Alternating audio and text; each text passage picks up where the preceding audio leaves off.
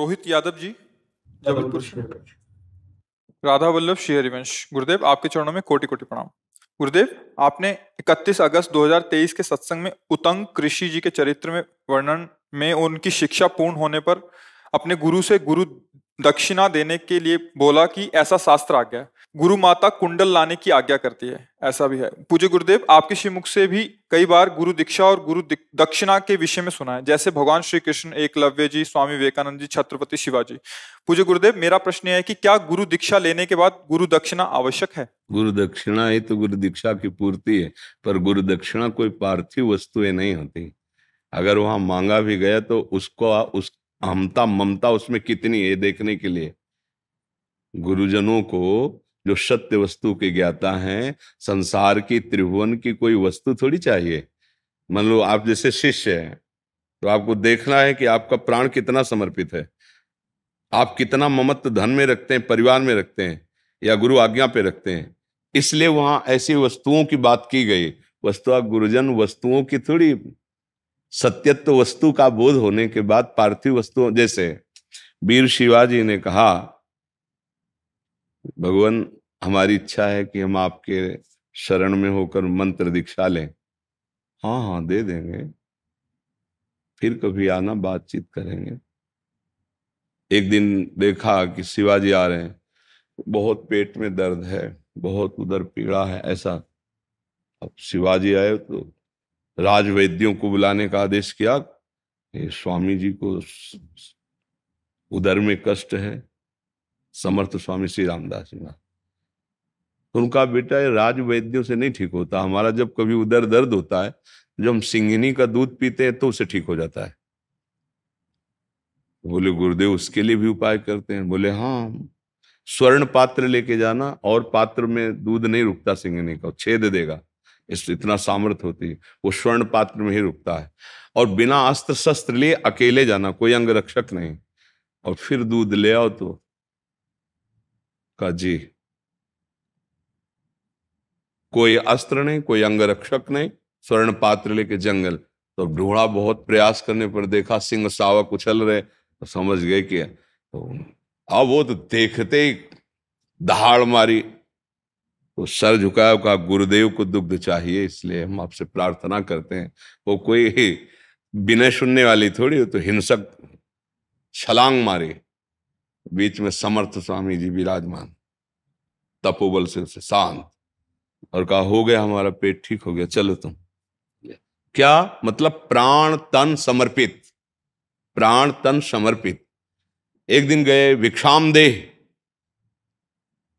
अरे स्वामी जी पधारे, अब एकदम अपने प्रिय, अपने पूज्य प्राणाधार कोई पधारे तो ये पता है कि वैराग्य की चरम सीमा और महान परमात्म तत्व के ज्ञाता, इनको क्या दें हम? तो पूरा राज्य खजाना पूरा सब लिख के और अपना पूरा परिवार का नाम लिख के दस्तखत किया, झोली में डाल दिया, कहा भगवान सब कुछ आपको सब।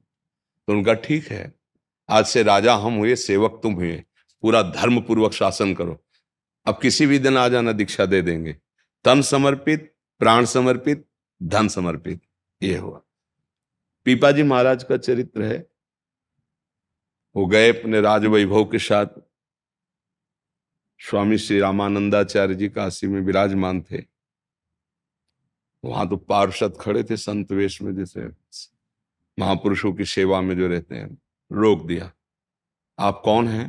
पहले स्वामी जी की आज्ञा होगी तब आपको अंदर जाने। तो उनका बता दो कि पीपाजी महाराज आए हुए हैं, राजा पीपाजी महाराज।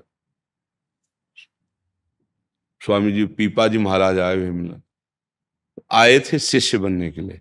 उनका यहाँ राजाओं की जरूरत क्या है भाई, हमें नहीं मिलना, उनसे कह दो यहां से चले जाए, जाकर बता दे नहीं मिलेंगे, उन्होंने कह दो चले जाओ, हमें राजाओं से क्या मतलब। उनको लगा गलती हो गई, तुरंत राज का जो वैभव था सब हटाया, साधारण वेश में हुए, और फिर प्रार्थना की कि स्वामी जी से कह दो अधम पीपा आपके श्री चरणों के दर्शन करना चाहता है।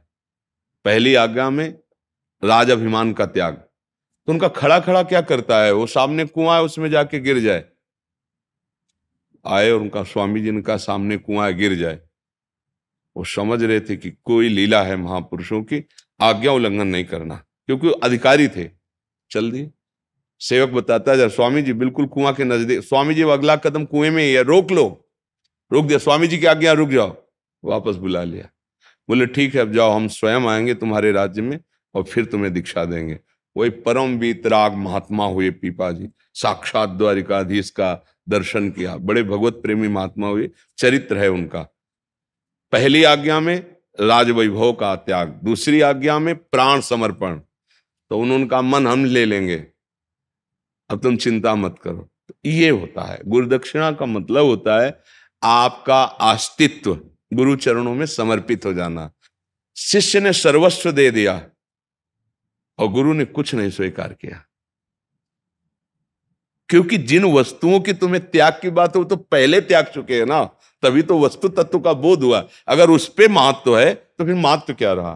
तो यहां जो दक्षिणा शब्द का भाव है, तो जैसे गुरुकुलों में रहते थे फिर जाकर गृहस्थी स्वीकार करते थे, तो वहां गुरुकुल की सेवा के लिए, गौ सेवा, आश्रम सेवा के लिए, अब वो राजकुमार आए हैं तो उनको कुछ भेंट दक्षिणा दी, ऐसे चले गए। वस्तुतः गुरु दक्षिणा का सीधा महत्व है तुम्हें भगवत प्राप्ति हो जाए। तुम्हारी भगवत प्राप्ति में तुम्हारा शरीर का अभिमान, धन का अभिमान, जन का अभिमान, ये सब बाधक है। उस अभिमान को त्यागने की बात है, ना कि रुपया पैसा ऐसा की। वो जो गुरुकुल का बात है उसमें सब विद्यार्थी आके पढ़ते थे। कोई राजकुमार है, कोई धनी मानी का बालक, कोई गरीब का बालक, सब एक जगह पढ़ते थे। इसके बाद प्रणाली, अब आप गृहस्थी में जा रहे हो, अब आप राजकुमार से राजा बनोगे, आप गृहस्थ धर्म स्वीकार करोगे, तो तुम्हारे पास है, तुम उनमें से कुछ, जिससे आश्रम की सेवा भी चलती रहेगी और एक परंपरा का निर्वाह होता रहेगा। वस्तुतः गुरु दक्षिणा का भाव है तन मन प्राण आपकी आज्ञा में समर्पित करेंगे, यही गुरु दक्षिणा है। अगर बाहर की गुरु दक्षिणा से मुक्त होता जीव, तब तो फिर धनी मानी लोग बहुत ही मुक्त हो जाते।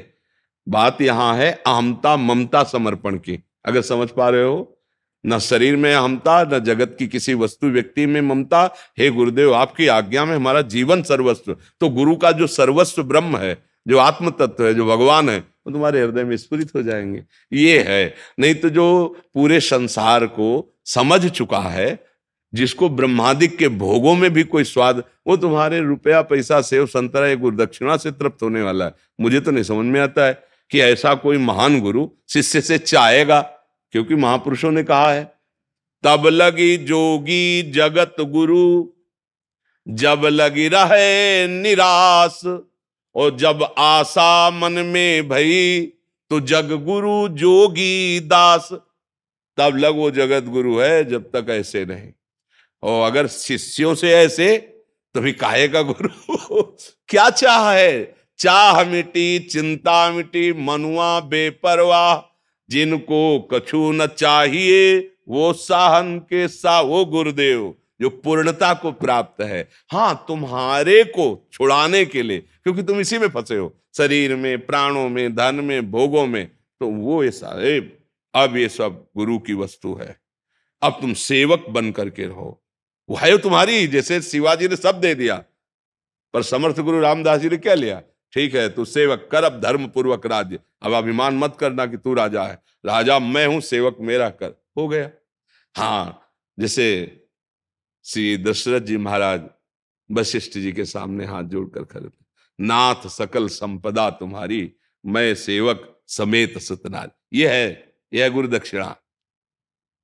आपको सर्वस्व समर्पित, आनंदित रहो, प्रसन्न रहो, सुखी रहो, भगवान में स्थित रहो, ये है। उन्होंने सब दे दिया, उन्होंने कुछ नहीं लिया। गुरु ने जो दिया उसके बदले में कुछ नहीं दिया जा सकता। मनो राधा नाम, कृष्ण नाम, हरि नाम, जो नाम गुरुदेव ने दिया, अब सदैव क्या एक नाम भगवान नाम के बराबर माया जनित रचित जो त्रिभुवन है, ये हो सकता है क्या? नहीं हो सकता ना।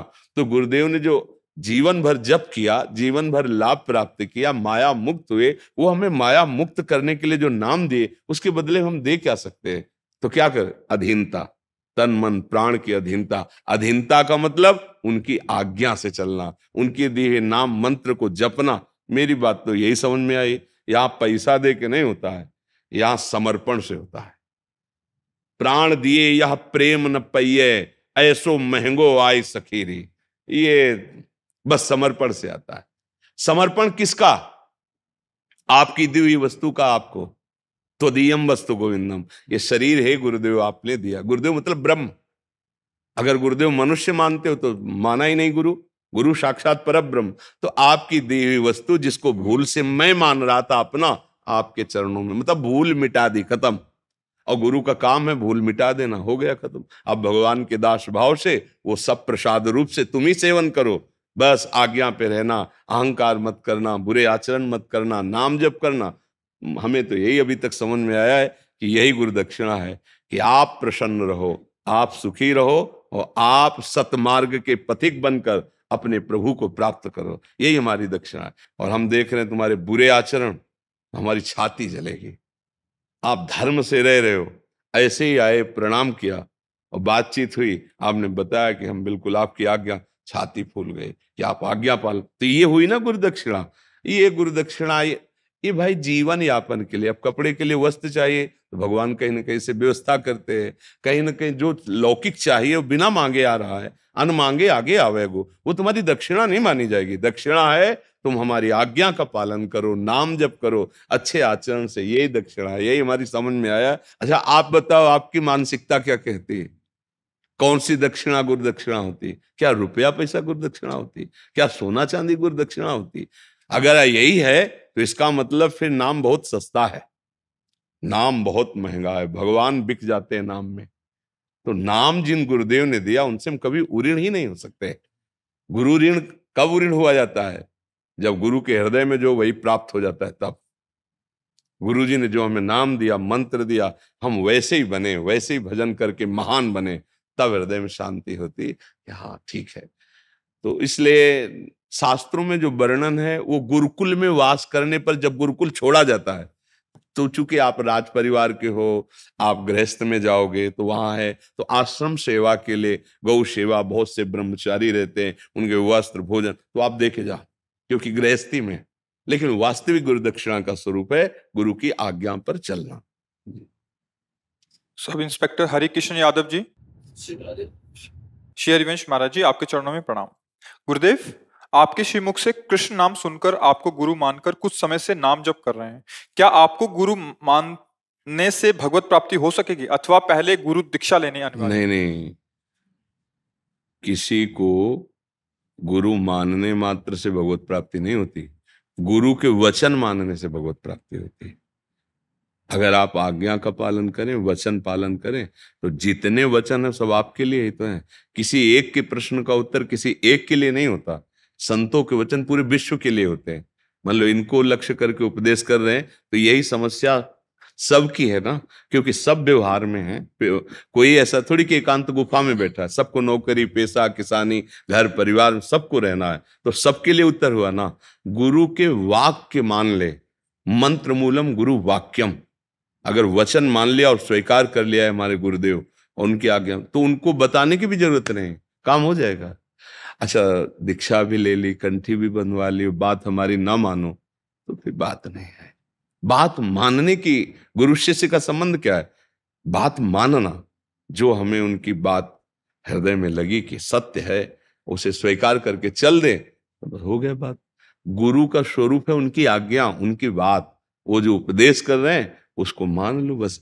हमारे को गुरु मानो, हमारी बात को नहीं माना तो कुछ नहीं मिलने वाला। हमको मानो या ना मानो, प्रणाम भी मत करो, हमारी बात मान ली ना, तुम सुखी हो जाओगे, तुम आनंदित हो जाओगे। ये प्रणाम नमस्कार बाहरी ये सब व्यवहार के अंतर्गत आता है। दृष्टि से एक बार वर्ण कर लिया, ओ मेरे प्रभु आप इस रूप में मुझे अध्यात्म का उपदेश कर रहे हैं, मैंने आपको अपना भगवान माना और प्राणपन से आपकी आज्ञा का पालन करूंगा, ये बताने की जरूरत नहीं, अंदर की बात हो गया। आप देख लो, जो आवश्यकता होगी वो स्वप्न में उपदेश कर जाएंगे, क्योंकि गुरु एक ही शरीर में नहीं है, अखंड मंडलाकारम व्याप्तम येन चराचरम। तो गुरु, केवल गुरु बाहर माने, उनकी बात ना माने तो बात अधूरी, और हम गुरु को बताएं भी ना और उनकी बात मान ले तो बात पूरी।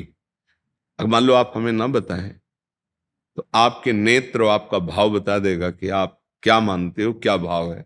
बस अज्ञान का मार्ग थोड़ी है कि हम बाहर से आपसे कहें कि हम आपको बहुत प्यार करते हैं, हम आपको अपना जीवन देते हैं, ये सब बाहरी बात है। अंदर ही निश्चय करो आज से हम आपकी आज्ञा पर चलेंगे और आपको अपना भगवान मानते हैं, बस बोलने की जरूरत नहीं, आप चल दो तो आप देख लोगे कि वस्तु वही मिलती है जहां हम आज्ञा का पालन करते हैं। बात अब यह है कि एक परंपरा है, हम जैसे कंठी धारण किए तो एक वैष्णवता आचार्य परंपरा से धारण किए। अब ये नहीं कि ये ना धारण करेंगे तो हमारा कल्याण नहीं होगा, ऐसा नहीं। ये धारण, अब जैसे आप मानो पुलिस डिपार्टमेंट में हो और आप ऐसे हो, आप ऐसे किसी को थप्पड़ मारने की या अपने शासन की, तो आपको या तो कार्ड दिखाना होगा, नहीं तो आपकी कोई बात नहीं मानेगा, आपके साथ जनरल व्यवहार होगा। और अगर आप अपनी वर्दी धारण किए हो फिर बोल रहे हो तो कानून के अंदर बोलने पर सामने वाला शासन स्वीकार करेगा। तो ये भगवत दासत्व है। वस्तुतः तत्व जो अंदर ज्ञान है उसको इससे कोई लेना देना नहीं, बात समझ लेना। एक आचार्य परंपरा है, एक प्रवृत्ति और निवृत्ति मार्ग, गृहस्थ मार्ग और वैराग्य मार्ग। हम निवृत्ति मार्ग पर महापुरुषों का आश्रय लेते हैं और ये भगवत दासत्व के चिन्ह धारण कर कि यार हम तो वैष्णव हो गए, हम तो प्याज लहसुन भी नहीं पाएंगे भाई, वो कंठी तिलक बांधे, ऐसा वो आप बिना बांधे भी त्याग सकते हो, वो आप बात मान सकते हो। देखो चिल्ला चिल्ला कहते राधा जपो कृष्ण जपो राम हरि कृष्ण जो नाम प्रिय लगे, हो गया ना गुरु मंत्र। और जो उपदेश दे रहे हैं वो हो गया ना उपदेश, स्वीकार करो, चलो भगवत मार्ग की प्राप्ति हो जाएगी। कैलाश चंद्र गुप्ता जी भगत राधे राधे। करौली जी महाराज जी राधे राधे। महाराज जी जीवन में पूर्ण विश्रांति यानी संपूर्ण परमानंद की प्राप्ति का सहज सरल मार्ग बतलाएं। हमारे को तो एक ही बात समझ में आई है कि जितने भी हमारे द्वारा कर्तव्य कर्म हैं वो भगवान को समर्पित हो और हमारी कोई भी श्वास भगवान की स्मृति से खाली न जाए, पक्का भगवत प्राप्ति हो जाएगी। गोस्वामी तुलसीदास जी कहते हैं, मैं शपथ पूर्वक कहता हूं, भगवान शंकर को साक्षी करके कहता हूं, अगर जरा भी मिथ्या हो तो मेरी जबान गल जाए, रा और मां इन दो अक्षरों ने मुझे परम विश्राम दे दिया। जाकी कृपा लवलेस ते मतिमंद तुलसीदास हो, पायो परम विश्राम राम समान प्रभु नाही। दो जीवन में है, एक स्मृति एक क्रिया। तो क्रिया तदर्पिता अखिलाचारिता और स्मृति तद स्मरणेन परम व्याकुलते, देवर्षि नारद जी के वचन है। जितने भी आचरण करो वो शास्त्र सम्मत हो और भगवान को समर्पित हो और अंदर ही अंदर नाम चल रहा हो, बस सहज में भगवत प्राप्ति हो जाएगी। भगवान गीता जी में भी कहते हैं, अनन्य चेता सततम यो माम स्मृति नित्य सहा तस्याहम सुलभा पार्थ नित्युक्त योगिना। जो मेरा अनन्य चिंतन करता है मेरे से युक्त होकर, मैं प्रभु का हूं, युक्त होने का मतलब मैं भगवान का हूं, भगवान मेरे हैं, मेरा चिंतन करता है, उसे मैं सहज में प्राप्त हो जाता हूं। सीधी सरल बात है। जो आचरण हो शास्त्र सम्मत हो और भगवान को समर्पित हो और एक एक श्वास हमारी खाली न जाए, नाम युक्त जाए, तो भगवत प्राप्ति निश्चित हो जाएगी। और तो फिर विस्तार, तो फिर शास्त्रों का बहुत बड़ा विस्तार, सहज में बात समझ रहे हैं आप? इसमें कोई संशय आपको? हाँ, ये हम अपने जीवन की तुम्हें बात बता रहे हैं कि उत्तम कुल में जन्म होने पर जो दिनचर्याएं होती हैं ब्राह्मणों की वैदिक सिद्धांत से, वो हमें सिखाई गई थी। वहां से लेकर छोटी एक वर्ण परंपरा से लेकर के फिर नैष्ठिक ब्रह्मचर्य, फिर महावाक्य संन्यास, पूरी यात्रा, सब का सार, साधनाएं भी भगवत कृपा से, तो सबका सार ये पाया है जो हम बोला है, तदर्पिता अखिलाचारिता तद स्मरणेन परम व्याकुलते थे। ऐसी स्थिति आ जाए कि भगवान का एक क्षण के विस्मरण हमारे लिए असह्य हो जाए, जैसे मछली को जल से निकालो ना, तड़पने लगती है, ऐसे भगवान को भूलना और मानो मृत्यु जैसा कष्ट लगने लगे, तब समझ लो अब भगवत प्राप्ति होने वाली है। हर आचरण भगवान की प्रसन्नता के लिए भगवान के अनुकूल करें और नाम स्मरण करें। जैसे दो लकड़ियों के रगड़ने से अग्नि पैदा हो जाती है, अरण्य मंथन यद्यपि दिखाई नहीं देता पर रगड़ करो तो अग्नि पैदा हो जाए, ऐसे जवान में नाम रगड़ने से अध्यात्म शक्ति प्रबल हो जाती है। अगर नाम रूपी मणि जी रूपी द्वार पे हो, या जिभ्यागे वर्तते नाम तुभ्यम, तो अंदर भी आनंद बाहर भी आनंद, अंदर भी प्रकाश बाहर भी प्रकाश। जीवन का सार है नाम जप करते हुए जो कर्तव्य है, किसानी, व्यापार, नौकरी, जो भी करते हो वो भगवान को समर्पित कर दो। मान लो 8 घंटा ड्यूटी की, भगवान को कि 8 घंटा में जो भी हमसे गलती क्षमा करो, ये 8 घंटा में आपको जो भी स्मरण किया उसके साथ एक कर्म आपको वो कर्म समर्पण आपको भगवत प्राप्ति करा देगा। और नाम स्मरण, नाम स्मरण नहीं चल रहा तो फिर गड़बड़ है। नाम स्मरण, यही भगवत प्राप्ति में कठिनता है। देखो भजन कहाँ हो पाता है निरंतर, नहीं हो? हम थोड़ी देर तो जपते फिर वो संसार, फिर वही, इसी का अभ्यास करना है। सोवत हूँ रसना रटे राधा कृष्ण सुनाम, सो रहे पर जिब्या से निकल रहा राधा कृष्ण राधा कृष्ण राधा कृष्ण। भक्त जनों को नींद में भी भगवान की स्मृति रहती है। कैसे पता चलता है? जैसे एक संत ने कहा ऐसा, तो उन्होंने कहा हम कैसे माने? तो बोले देख, तो स्टेशन में थे वो, तो एक संत स्टेशन में गाड़ी का इंतजार कर रहे थे, तो कई लोग इंतजार करते हैं, तो एक गृहस्थ आदमी के पास बैठे और ऐसे ऐसे जैसे जगह नहीं एकदम, तो उनका नहीं नहीं आप, आपकी कौन सी गाड़ी है, कहीं आप भूल ना, मतलब वो दिखा रहे थे। और संत के पास गए जो ऐसे ऐसे कर, तो वो उठे एकदम, राम राम राम राम। कहा बात है भैया? बोले कुछ नहीं स्वामी जी, हम इसलिए सोच रहे थे कि आपकी गाड़ी कौन सी है, कहीं आप सो गए। बोले हाँ भैया अभी आने वाली। अच्छा हम, वो उठते क्या बोले राम राम, और वो हाँ मतलब कि कौन क्या एकदम, वो अज्ञान में था और वो ज्ञान में थे। विभीषण जी जब उठे तो राम नाम ते सुमिरन की ना, हृदय हरस कपि सज्जन, ये है संत, ये संत है। मतलब सो रहे हैं और उठते ही जो निकला, तो सोने में वही स्थिति मानी जाती है, निद्रा समाधि स्थिति। नाम जप, भगवत समर्पण, ये जीवन का परम लाभ है। बस हाँ, बस हृदय में इतनी बात ध्यान रखनी है कि जो सेवा मिली है वो भगवान की है, और हम सब श्री भगवान के हैं। और हमारा विश्राम स्थल जैसे परदेश गए हुए पुरुष को अपने घर आने पर प्राप्त होता है कि मेरा घर है, ऐसे ही भगवत प्राप्ति से विश्राम होगा। ये पक्का समझ लो। अनंत जन्मों से हम इस माया में भटक रहे हैं, ये सेवा जो मिली है यही सेवा आपको भगवत प्राप्ति करा दे। बस इसमें सावधानी रखनी है कि जिसको आप जानते हो कि अधर्म है, जिसको आप जानते हो ये दोष है या दोषी है, किसी भी दबाव में आकर, अर्थ के दबाव में आकर या जन के दबाव में आकर, ये निर्दोष है, निर्दोष है। और डरना नहीं है, क्योंकि हम प्रभु के हैं। मृत्यु एक बार अवश्य होगी इस शरीर की, बार बार नहीं, एक बार छूटेगी। उसके लिए डरना क्या? अगर केवल मेरी होती तो भयभीत हो जाता कि सब तो अमर रहेंगे, केवल मैं मरूंगा। एक बार शरीर छूटेगा, क्योंकि मृत्यु लोक में आए हैं तो शरीर छोड़ना पड़ेगा, एक बार छोड़ना पड़ेगा, और उसकी तिथि निश्चित है। वो तुम्हारे को कोई बचा नहीं सकता, ना अपने को कोई बचा सकता है। अब क्या करना? निर्भय हो जाना है। जो समय निश्चित है उसके लिए क्या भय होना? अब धर्म से गिरना नहीं है और अधर्म के दबाव में नहीं आना। अगर ये बात आपके हृदय में रही तो इससे भी बड़ी उन्नति है। यहां से लेकर परमेष्ठी पद, जैसे ना प्रधानमंत्री पद, राष्ट्रपति पद, फिर देवराज इंद्र का पद, फिर प्रजापति पद, सबसे बड़ा पद परमेष्ठी पद, और उससे भी बड़ा पद है परम पद, जिसे भगवान की प्राप्ति कहते हैं। तो हमको वहां पहुंचना है, परम पद में, भगवान को। भगवान के जन है, भगवान तक जितना बने नाम जप करना, डरना नहीं, किसी के दबाव में मत आना। नाम जप करो, भगवान आश्रित हो तो भगवान का बल आपके साथ रहेगा।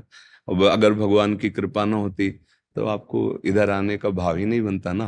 तो आप भगवत कृपा पात्र हैं। तो मेरी प्रार्थना है, अगर जान लो ये बात कि ये निर्दोष है, तो फिर उसे दंड नहीं मिलना चाहिए। और अगर पता चले कि दोषी है तो उसे बख्शना भी नहीं चाहिए, किसी के भी दबाव में आकर। ये सेवा हो जाएगी नहीं, और ये सेवा भगवान की है, पूरी सृष्टि भगवान की है। बस खूब स्वस्थ रहो, भगवत चिंतन परायण रहो, धर्म पूर्वक आचरण बने, यही हमारे आपके मिलन का फल है, नहीं ना जी। दिनेश जी पानीपत से। राधे राधे, प्रणाम महाराज जी। महाराज जी, मेहनत का फल कब मिलेगा? मेहनत करने पर भी वो रिस्पेक्ट, प्यार नहीं मिलता और परिवार में झगड़े होते हैं, तो कैसे मेहनत करें मेहनत और किधर फल। कर रहे हो? दिशा किधर है? क्या तुम्हारी मेहनत का स्वरूप है? बोलिए, किधर मेहनत कर रहे हो? तुम्हारी दिशा क्या है? अगर ऊसर को खोद करके उसमें बीज बो और खाद फैलाओ तो व्यर्थ ही जाएगा ना। भूमि उपजाऊ है कि नहीं, देखना होगा। बीज घुना हुआ तो नहीं है, देखना होगा। ऐसे ही देखना होता है तुम्हारा कर्म क्या है, शास्त्र प्रमाणित है कि नहीं, तुम्हारा कर्म की दिशा किधर है। अधर्म युक्त कर्म है, मेहनत तो अधर्मी भी करता है ना। प्राण की बाजी लगाकर दूसरों के घर में कूदता है, चोरी करता है, व्यभिचार करता है, हिंसा करता है, लेकिन उसका फल क्या मिलता है? दुर्गति उसकी। मेहनत तो एक भी करता है जो दूसरों की जान बचाता है, दूसरों की समस्याओं में खुद खड़ा होकर उसको झेलता है और दूसरों को सुख प्रदान करता है, धर्म से चलता है।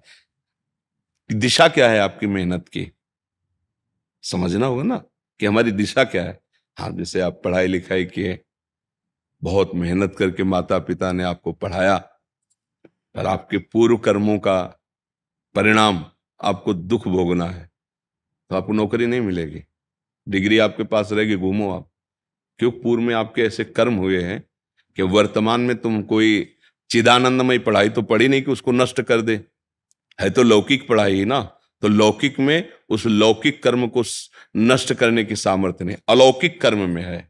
हाँ, लौकिक पढ़ाई पढ़ते हुए यदि तुम धर्म निष्ठा से चलकर माता पिता की वंदना करते हुए, नाम जप करते हुए, यह है अलौकिक बाण जो नष्ट कर देगा उस कर्म को, वो आगे विधान बना देगा।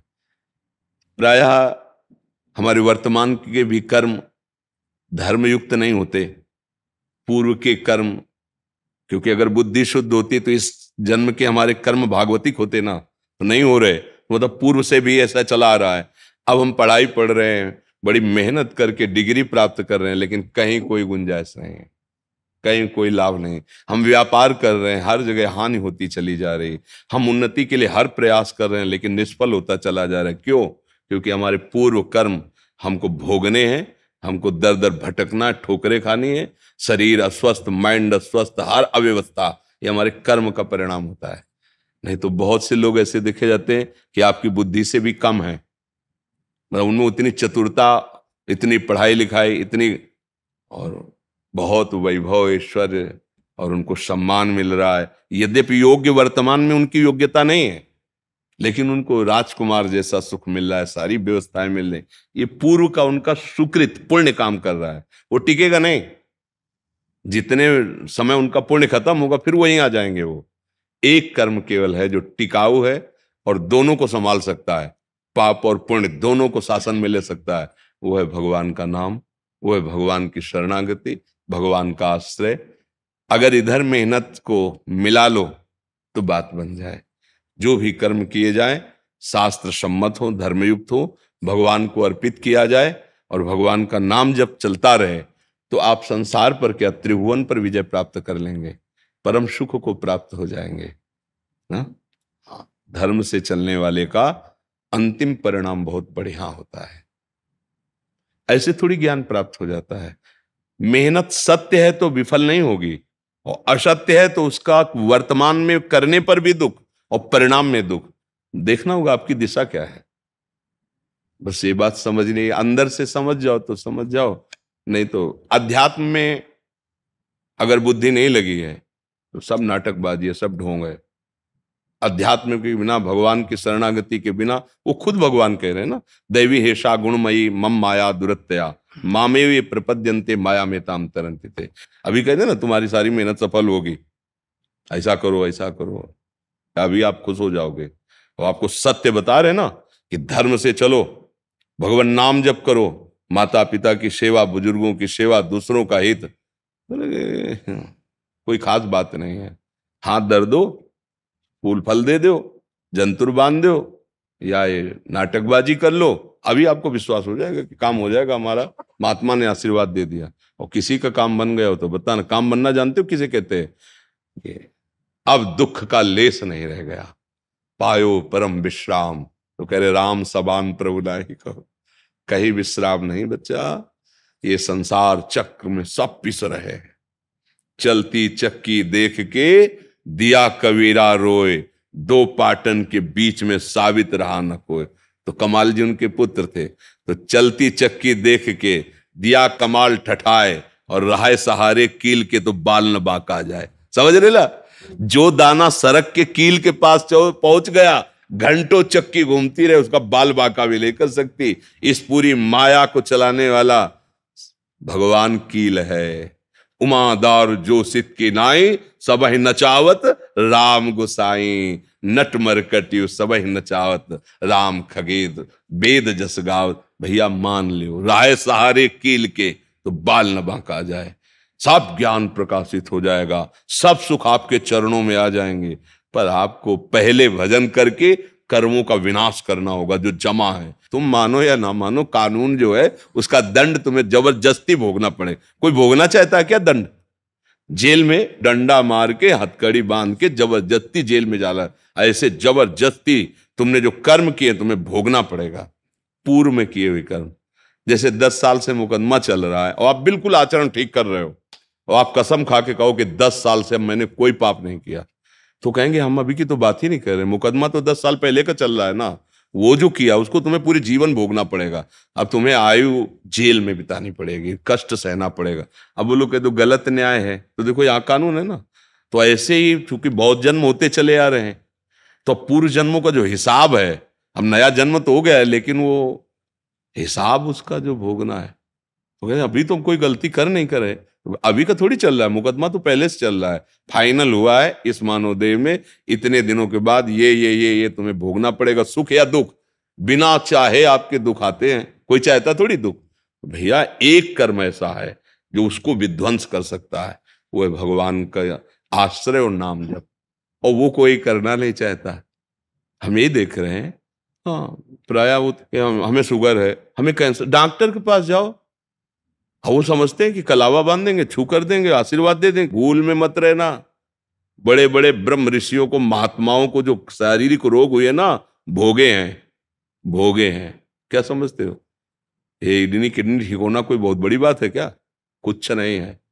पर अगर ये तो फिर वो नहीं, और वो तो फिर ये, इसकी सत्ता नहीं, इसलिए भोग लेते हैं। बड़े बड़े कैंसर है, अमुक अमुक कष्ट है, भोग लेते हैं।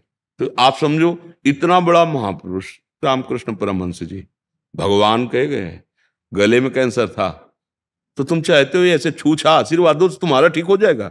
अब थोड़ी तो बुद्धि लगाओ यार। भाई जी हनुमान प्रसाद पोद्दार जी, विश्व का कल्याण करने वाली मूर्ति, आज भी उनकी कलम से जो लिखा हुआ है, हजारों को साधक और सिद्ध बना रहे हैं। उनके वचन, उनके उदर में कैंसर था, भयानक पीड़ा, भयानक कष्ट सही। समझो, एक महात्मा 108 गोपाल शास्त्र नाम का रोज पाठ करते थे, और गिरिराज जी की रोज परिक्रमा और भिक्षा वृत्ति से रहते, लकवा मार गया ऐसे। तो पुजुड़िया बाबा, हरि बाबा, ये बड़े महापुरुष थे, समीप गए और कहा महाराज मुझे पता है, आप एक संकल्प कर लो तो पूरे विश्व का लकवा ठीक हो जाए, आप क्यों इतना? तब उन्होंने कहा स्वामी जी काहे को विनोद करते हो? ब्रह्मास्त्र का प्रयोग मच्छर मारने के लिए थोड़ी किया जाता है। ये शरीर तो छूटेगा आज, नहीं तो कल छूटेगा, अब इसका जो भोग है भोग लेती। इतना बड़ा भजनानंदी महात्मा अपने रोग को सह रहा है, सत्य बात यह है। और तुम चाहते हो कि तुम्हें कोई जंतुर बांध दे, छूछा कर दे, हाथ रख दे, तुम निरोग हो जाओगे। कर्म अवश्यमेव भोक्तव्यम, नाम जप करो, भगवान का आश्रय लो, जो दुख सुख आवे भगवान के सहारे सह जाओ, अगला सुधार लो, अगली बात संभाल लो, आगे के दुख मिटा दो, वो भगवान का आश्रय। अब हमें तो यही अध्यात्म से पता चला है कि भगवान की शरणागति के बिना दुखों का नाश नहीं। अब व्यर्थ की मेहनत करो तो बात अलग है, पढ़ाई पढ़ रहे हो आपका कर्तव्य है, परिवार के सेवन के लिए धन चाहिए आपका कर्तव्य है, आप अपने कर्तव्य का पालन करें। अगर कर्तव्य के पालन में दुख सुख आ रहा है, उससे निरपेक्ष रहना पड़ेगा। ऐसा नहीं कि आपका पूर्व कर्म बिगाड़ने के लिए तैयार है और आप अपने इस समय की पढ़ाई से आप सुख प्राप्त कर लेंगे। एक बात है, अगर नाम जप करोगे तो समझ जाओगे। अब ये आप देख लीजिए, हमारी बात वैसे कम समझ में आएगी क्योंकि वो बुद्धि संसारिक होती है ना, तो ये अध्यात्म समझ में नहीं आता, ऊपर से निकल जाती है। अगर इतनी समझ में आ जाए, राधा राधा राधा राधा राधा, अब चाहे मरूं चाहे जीऊं चाहे जो हो परिस्थिति, राधा राधा नहीं छोड़ूंगा, फिर आप बता देना। विध्वंस कर देगा नाम सारे अशुभों को। जरूरी थोड़ी वो जो सृष्टि बनाया है किसी सहयोगी से नहीं, अपने आप से बनाया है। और जब उससे सीधा कनेक्शन है, वो कैसे देगा तुम्हें पता ही नहीं।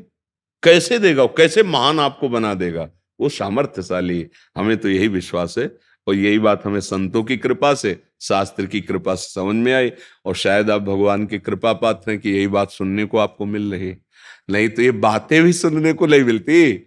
हाँ, बातें ले सुनने को, वहां ऐसा कर दो वैसा हो जाए, राधा राधा राधा राधा जहां श्री राधा वहां कोई नहीं बाधा है। वो एक दिन एक सुबह में आते हैं ना, तो एक बोर्ड लिए खड़े थे, न चिंता हो न भय हो, राधा रानी की जय हो। जब राधा राधा तो कोई चिंता नहीं, कोई बाधा है। और देखो दुख सुख तो सबके आते हैं जीवन में ना, सहो चुपचाप राधे राधे। हाँ, बीमार हो तो डॉक्टरों से औषधि ले लो। अगर मन स्वस्थ है तो शरीर की बीमारी तुम्हें तोड़ नहीं पाएगी, और मन अगर ठीक नहीं है तो शरीर स्वस्थ भी है तो जलते रहते हैं, परेशान रहते हैं। ज्योति कृष्णा जी हरिद्वार से। राधा वल्लभ श्री हरिवंश महाराज जी। बाबा जी, मेरा आपसे एक प्रश्न बहुत समय से पूछने की इच्छा थी। मेरा 4 साल का अब कॉलेज है बाकी। वहां पर अधिकतम बच्चे एक दूसरे से बहुत अभद्र भाषा, गालियां, काम वासना में रुचि वाली बातें करते हैं। मैं इस माहौल में रहकर भी हर वक्त श्री जी का भजन होता रहे उसके लिए प्रयासरत हूँ। बच्चों से बात करते करते नाम कैसे चला सकता हूँ, डर लगता है फिसल ना जाऊं। महाराज जी, मैं जैसे आप कहोगे वैसा ही ठीक चलना चाहता हूँ। महाराज जी, मेरे पे कृपा करें कि मैं। भक्ति तो की जा सकती है, ऐसा नहीं कि भक्ति नहीं हो सकती है। विभीषण जी लंका में रह के भक्ति कर लिए, जहां हर क्षण निशाचरी ही चेष्टाएं हो रही, अब गंदी से गंदी चेष्टाएं हो रही, खुले में ऐसे जिंदा मनुष्यों को, पशुओं को खा रहे हैं, आचरण बहुत गंदे कर रहे हैं। ऐसी उच्च कोटि की भक्ति विभीषण जी की कि भगवान सराहना करते हैं। महादेव जी भी कहते हैं, उमा ये देखो विभीषण संत है, उमा संत कई यही बड़ाई।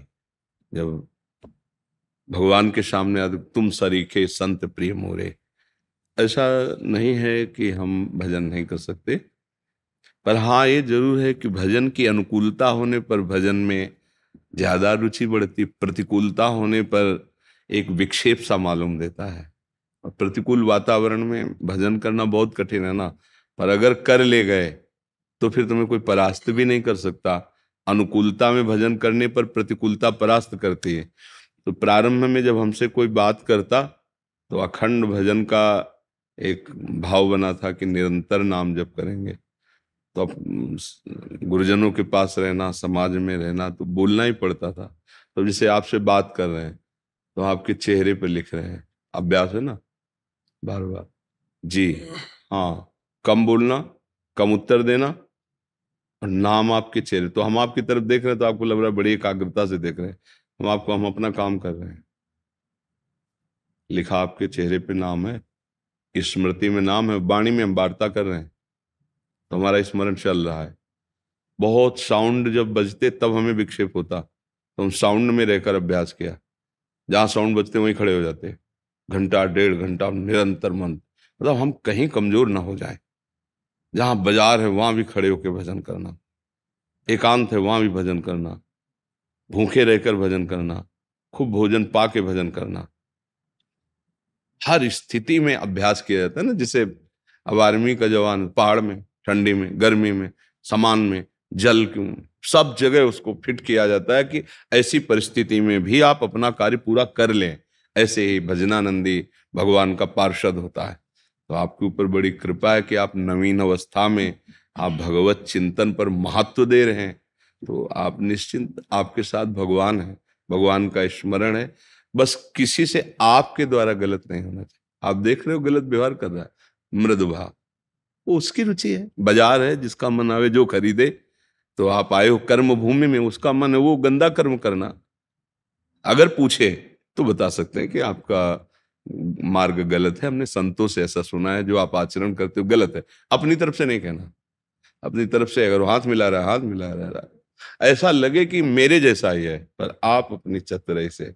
भजन करने वालों के लिए उदाहरण दिया गया है, जैसे एक व्यभिचारिणी पत्नी, समझ रहे ना, अपने पति के साथ घर में रहते हुए भी वो सोनी लगा ऋषभ करे, उसका चिंतन अपने जो जिस पर पुरुष से मित्रता की है उसका होता रहता है।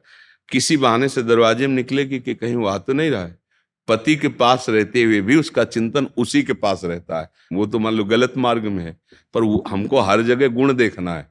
वहां से एक गुण मिला कि जैसे वो सबके साथ व्यवहार करती हुई, हंसती बात करती हुई, चेष्टा करती हुई, कोई जान न पाए और वो पर पुरुष से लगाव रखती है, ऐसे ही घर परिवार में रहते हुए परम पिता परमात्मा से यदि लगाव किया जाए बहुत आराम से हो सकता है। देखो, हमारा हृदय केवल चाह ले कि मुझे भजन करना, तो कोई नहीं रोक सकता, क्योंकि अंदर की बात है ना। हम बाहर से आपके साथ खेलेंगे, हंसेंगे, बात करेंगे, पर अंदर एक पीड़ा है, प्रभु मिले भजन, बार बार चित्त वृत्ति प्रभु, जहां हमारा लगाव होता है वही हमारी चित्त वृत्ति जाती है।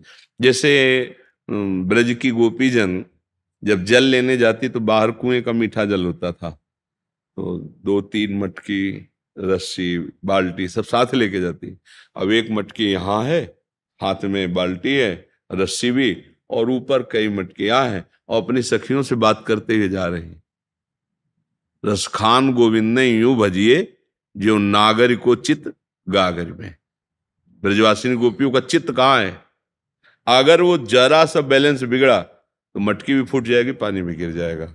रसखान गोविंद ने यूं भजिए जो नागरिक को चित गागर में। कोई जान न पाए कि आप भजन करने वाले, अच्छे आचरण वाले, आप एक भगवत भक्त है, नहीं। सबके साथ ऐसे दिखाई दे रहा है एक नॉर्मल आदमी, और अंदर से अगर दिखावा करोगे भक्ति का तो बाधा हो जाएगी, अगर अंदर तो फिर कोई बाधा नहीं। अंदर से कौन जान, प्यार को कोई जान पाता है क्या? बाहरी नाटक को प्यार के जानता है, हम तुम्हारे बिना जी नहीं सकते, ऐसा वैसा, तो दिखाई देता है हाँ भाई प्यार करता है, लेकिन वो अंदर की बात है। प्रीतम नेत्रों की भाषा समझते हैं। प्यार में नेत्रों की भाषा होती, वाणी का ज्यादा प्रयोग नहीं होता। प्यार में जिससे प्यार होता है नेत्रों की बात। एक बार भर नेत्र देख लिया, वो इतने में जी जाएगा अपने प्यारे को। कामी की बात नहीं कह रहे, प्यार में एक बार भर नेत्र देखने की चाह होती है, उसको सुख प्रदान करने की। कैसे हम आचरण करें, कैसा हम भाव करें जिससे हमारा प्यारा सुखी हो जाए। तो हमारे प्यारे हैं प्रभु, तो हमको बड़े ध्यान, और हमारे नेत्र जहां भी जाएं अपने प्रभु को, क्योंकि सब मंदिर उसी के हैं, ये सब मंदिर है, सब में बसा हुआ भगवान है। बढ़िया। अब वो खेल कैसा कर रहे हैं उनकी मर्जी है, मुझे खेल कैसा करना ये उनका आदेश है। भक्त ऐसे चलता है। भक्त अपने लोग क्या करते हैं, भगवान ने कहा ऐसा नहीं करना चाहिए तो हम सबको सुधारेंगे, वो खुद बर्बाद हो जाता है, सुधर नहीं पाता है। आप सुधरो, आप भगवत, तो उनको क्या देखे, वो लीला है उनकी, तमोगुणी रजोगुणी लीला है उनकी, हो रही है, हमारे ही प्रभु की है। अंदर से भावना करनी, पर ये भावना जल्दी नहीं होती, पवित्र हृदय में होती है, और बिना इस भावना के इतने बड़े जंजाल है ना, फंस जाओगे। भला कहीं ऐसा होता है, भला कहीं ऐसा होता, अरे वो कर तुम अकर तुम अन्यथा कर तुम, अपने आप से अपने आप में खेल रहा है, हमें चलना है तो बहुत अच्छा है। पर उसमें ये नहीं कि हम भजन नहीं कर सकते, हम खुद अभ्यास की बात कह रहे हैं। हम जिसे देख रहे हैं उसमें नाम लिख रहे हैं, बात कर रहे हैं, और भाव मेरे प्रभु मेरे सामने। खत्म किया, हमारा चिंतन चल रहा, हमारा हृदय का चिंतन सुधरना चाहिए, और वो कहीं नहीं बिगड़ सकता, कहीं नहीं बिगड़ सकता। आपको इत्र लेने जाना है मान लो श्री जी के लिए, तो आप पूरी बाजार में घुसते चले जाएंगे, कहीं कुछ बिक रहा है, कहीं कुछ बिक रहा है, आपको किसी से कोई परेशानी नहीं है, आप सीधे इत्र की दुकान में जाके इत्र लेंगे, चले आएंगे। अब ये थोड़ी कि आप सब बाजार हटा दी जाए, केवल इत्र की ही रखी जाए, ऐसा नहीं हो सकता है। सबकी पसंद है, कोई मिठाई खरीद रहा है, कोई वस्त्र खरीद रहा है, आप इत्र लेने जा रहे हैं श्री जी के, तो आपके दिमाग में इत्र और लक्ष्य इत्र की दुकान, तो पूरी बाजार चीर कर चले जाएंगे, आपको कोई विक्षेप नहीं। समझ रहे ना? ऐसे ही संसार में रहा जाता है। हमारा लक्ष्य है भगवान का दर्शन, भगवान का भजन, भगवान की प्राप्ति। अब पूरे संसार में आप डोलो, उसी का सारा ये बाजार लगा हुआ है। आपको क्या लेना है? हमको जो लेना है बस हमको वही, मतलब नाम लेना है और रूप दर्शन करना है, और जितना बन सके सबको सम्मान देना है, अनुकूलता देने। वो भले पापाचरण करने वाला वो जानेगा, हमारे सामने है, हमारी मंद मुस्कान, हमारा प्रेम भरा व्यवहार उसको परिवर्तित करेगा। हमें चेष्टा नहीं करनी उसके साथ दुष्टता की, क्योंकि एक दुष्टता का आचरण कर रहा है, एक उसको दुष्ट कह रहा है और एक खड़ा होकर दुष्टता को देख रहा है। तीनों समय बर्बाद कर रहे हैं, तीनों एक ही रंग में रंग रहे हैं, समझ रहे ना। हाँ, ना हमें दुष्टता देखनी है, ना हमें दुष्टता का आचरण करना है, ना दुष्टता की बात चिंतन करनी है। हमें तो नाम चिंतन करना है, भगवान को पाना है। तो इस भाव से चला जाए। अध्यात्म अलग उल्टा मार्ग है संसार से। संसार के मार्ग का अगर आप अनुसरण करेंगे तो लड़ाई झगड़ा ही होता रहेगा। तो अब वो तो गंदी बात करता था, आप अपने हृदय को गंदा कर रहे हैं। इसलिए बहुत चतुराई की जरूरत है, बहुत चतुराई की जरूरत है। विवेकवान वही है जो अपने को बचा के निकल जाए, कोई उसे पकड़ ना पावे, समझ रहे ना जी। हमें बहुत अच्छा लगा भाई, जैसे आप नई नई अवस्था के बच्चे ऐसे चलते हो ना तो हृदय में शीतलता होती। नहीं, आजकल जलन बढ़ रही है कि गंदे गंदे आचरण, गंदे गंदे नशा नई अवस्था के बच्चे करते हैं। तो लगता है जब ये हमारी नई पीढ़ी है हमारे भारत की, यही जब बिगड़ जाएगी तो फिर आगे होगा क्या। न शास्त्र को कोई मानेगा, न संतों को मानेगा, न धर्म को जानेगा, तो पतन ही पतन है। जब सही मार्ग नहीं तो भटकना ही भटकना है। जैसे आप सब नए बच्चे उत्साहित होते हैं तो लगता है हमारा जीवन सार्थक है, कि अगर आप लोग हो तो आपकी संतानें, आपका परिवार, आपकी समाज, जब आप धर्म व्यवस्थित रहेंगे ना तो फिर वैसी व्यवस्था बनती है। भगवान कृपा करे, बुद्धि शुद्ध रहे, शरीर स्वस्थ रहे और मन प्रभु की आज्ञा और प्रभु के नाम में रहे, तो हमारा जीवन सार्थक हो जाएगा जी।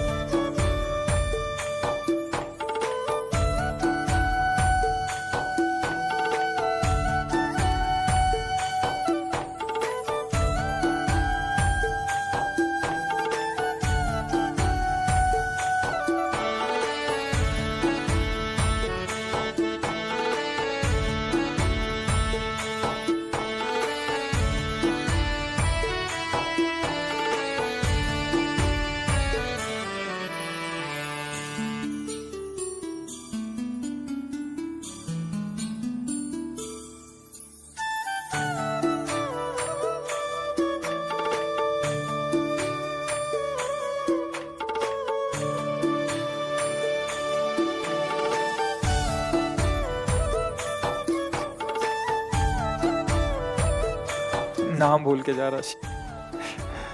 नाम बताने का उद्देश्य क्या था आपका? परिचय। हाँ, तो हमारे अब भी परिचय लेते चले जाओ, राधा राधा।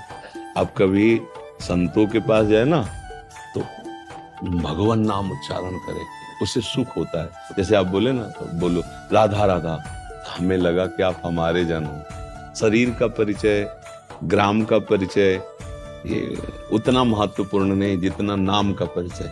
नहीं, हमारे को सुख मिलेगा जैसे हमारे सामने आए राधा राधा राधा, तो हमें लगा कि आप हमारे हो। बस यही हमें परिचय प्राप्त करना है। हम भूल गए, जाति में भूल गए, शरीर में भूल गए, भोगों में भूल गए, और इसी याद दिलाने के लिए हम बैठे हैं, हमारे गुरुजन संत महात्मा बैठे हैं कि तुम किसके हो, तुम प्रभु के हो। न तुम्हारी कोई जाति है बच्चा, न तुम्हारा कोई रूप है, तुम भगवान के निज अंश हो। और वही जानने के लिए संतों के पास जाया जाता है। राधा राधा बोलो, राधा राधा, जय श्री राधा, जय श्री राधा।